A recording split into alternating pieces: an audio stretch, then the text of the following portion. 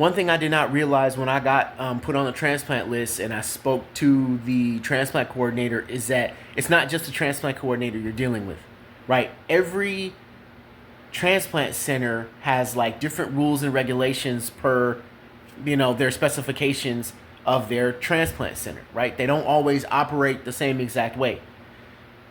But one thing that I've seen that's common is transplant centers have committees.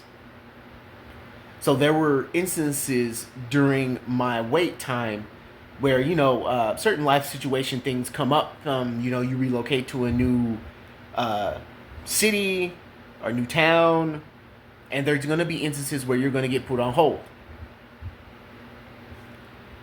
The moving thing is just in one instance of it, but disciplinary reasons, they can put you on hold. Possibly psychiatric issues, they can put you on hold, which harkens back to the video that I made prior to the psych eval that they subject you to. There's a litany of reasons why they'll put you on hold, right? When they put you on hold, it's not solely the responsibility of the transplant coordinator to put you back on and then they start you up again. They have to consult and convene with a committee. Now, they leave the identity of the committee members and the number of the committee members very vague, or at least I know UC Davis did. And I don't know if there's 4, I don't know if there's 6, I don't know if there's 12. And these committee members meet periodically throughout the year. So there was one instance where I moved from one city to another city. I was put on hold on the transplant list. I called the transplant coordinator, but they told me I had to wait until the committee met again to convene, not over just my case, but several other cases at that transplant center.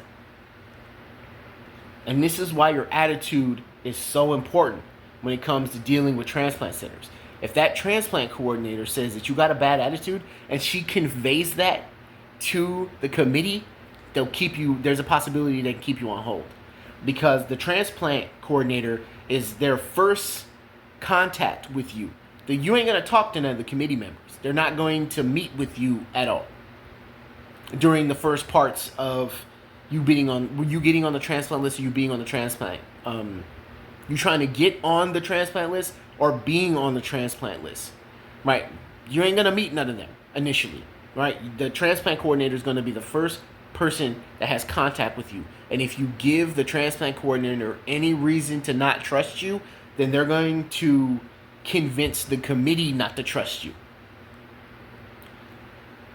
So you get put on hold, talk to a transplant coordinator, they convene with the committee and the transplant coordinator all talk together about what to do with you. They look at your labs, they look at your situation, and then they come to whatever conclusion they're going to come to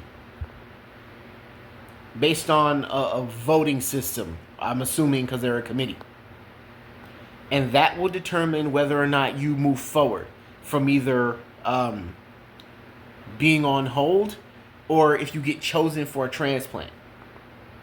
Now, UNOS and OPTN and transplant centers and things like that, they try to make it seem like the transplant coordinator doesn't have as much power as you might think they do, but they do.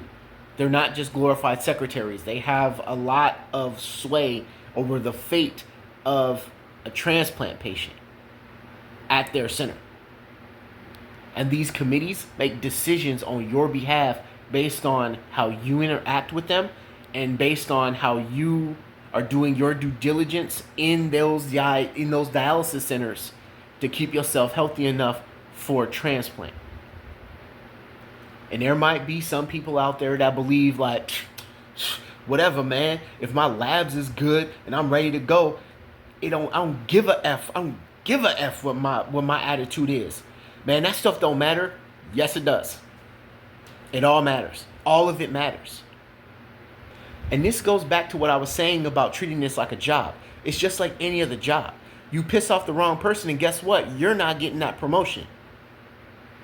You don't do your job, guess what? You're not getting that promotion. It's the same kind of thing.